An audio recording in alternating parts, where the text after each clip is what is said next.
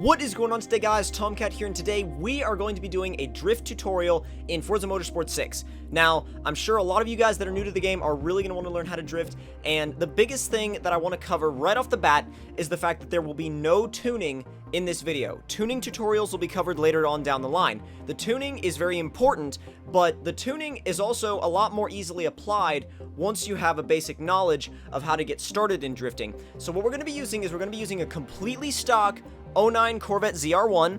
If you don't have one, go ahead and get yourself one from the car dealership, and then you're going to want to go to free play, and I'll show you my options right here. We have the drive avatar is completely off, and we can actually set that to 1 lap because it doesn't really need to be any more than that because we're going to turn around at the line anyway.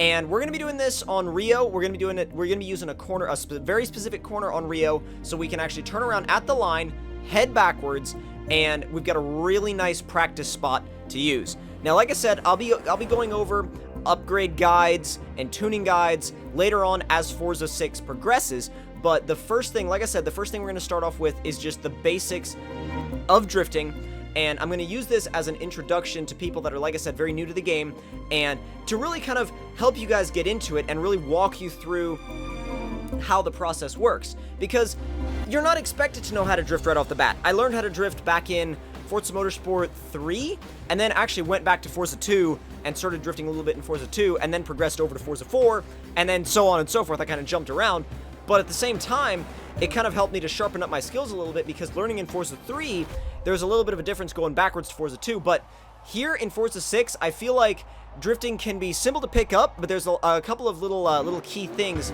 that you really want to work on if you really want to perfect your skills. So we're going to go ahead and turn around right at the line.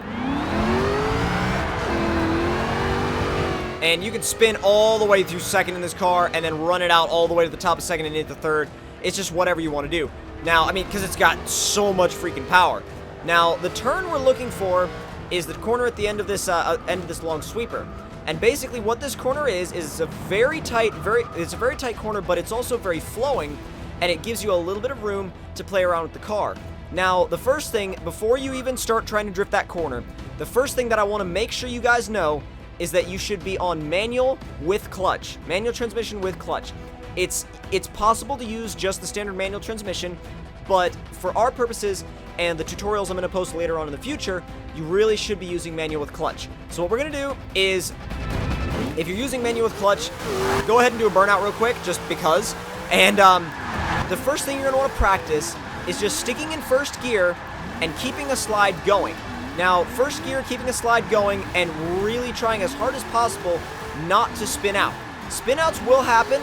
They're obviously going to be part of your I mean, right there, drift practice. I mean, your drift practice is going to involve spin outs, but the biggest thing is to modulate the throttle, and in modulating the throttle, you'll be on and off the throttle, and you'll learn that when you get off the throttle, you can kind of let the car coast a little bit, and as you let the car coast, the car will start to come around, and you really start to have an understanding of where the car is going to place itself.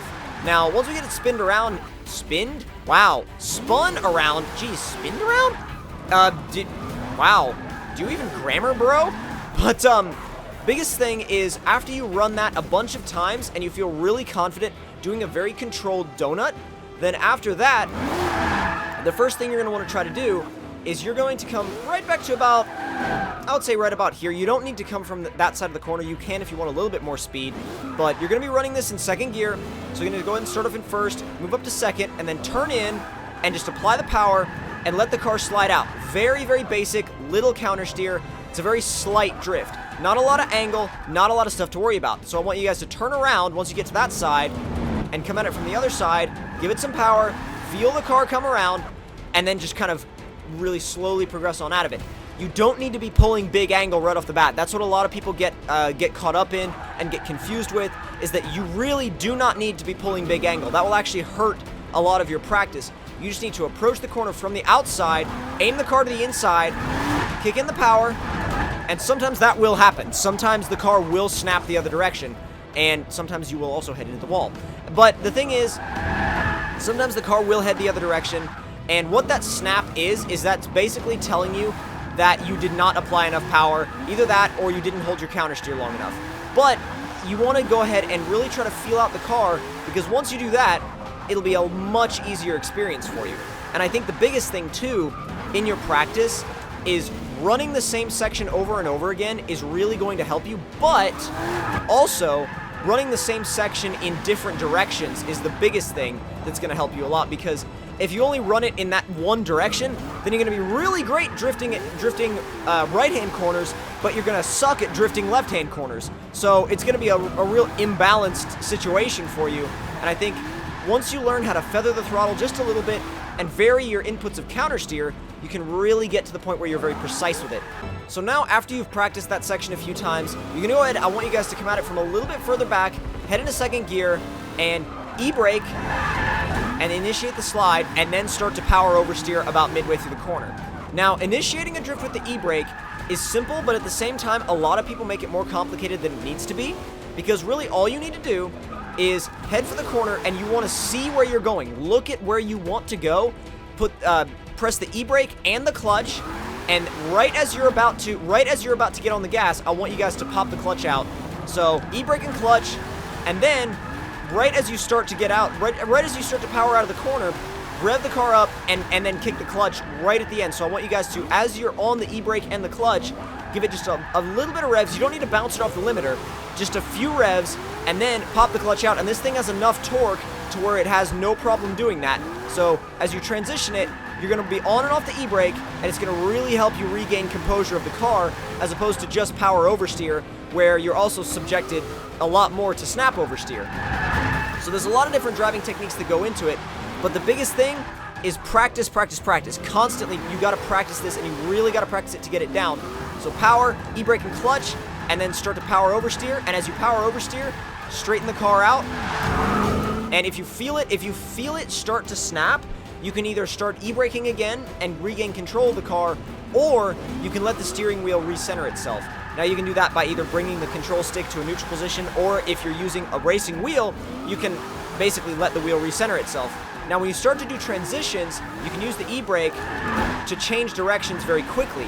And then once you use the e-brake to change directions very quickly, it's all a matter of containing that throttle input, because on a car like this with a lot of power, it's very easy to get it sideways, but it's also very easy to overdo yourself. And the biggest thing with that is, if you find yourself starting to spin out, go back to what you worked on beforehand and just do power oversteer.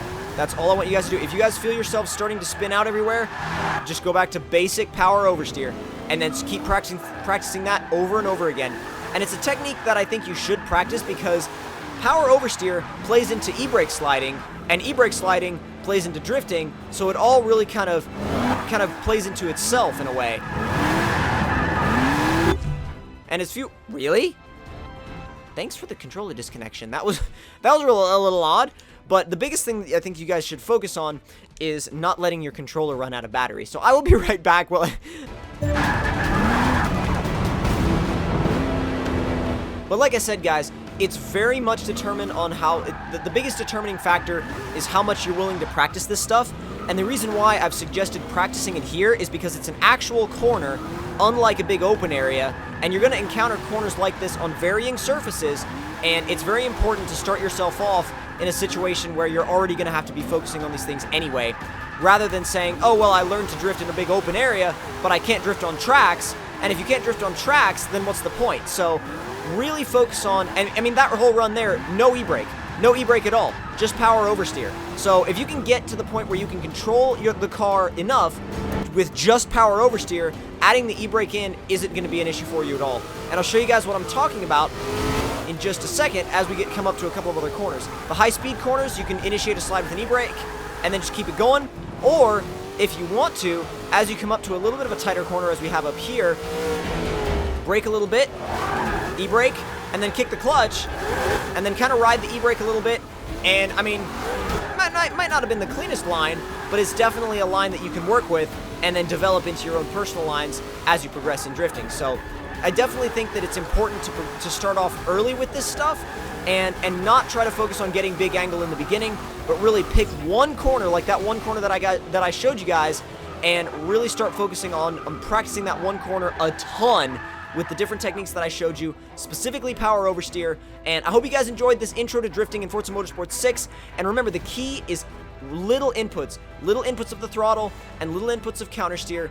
Don't try to go overboard with the throttle or overboard with the counter steer. It'll kill your line and it'll kill your drift. So I do plan to put out more drifting tutorials later on as we go that involve more advanced techniques, tuning, and eventually some stunt techniques like 360s and reverse entries, 90-degree entries and stuff like that. But again, hope you guys enjoyed this video. If you did, don't forget to leave me a like. Tell me in the comment section down below what you guys thought of it. And if you're new to my channel, don't forget to subscribe for more. And I will see you guys in the next one. And don't forget to subscribe for more drifting tutorials coming soon.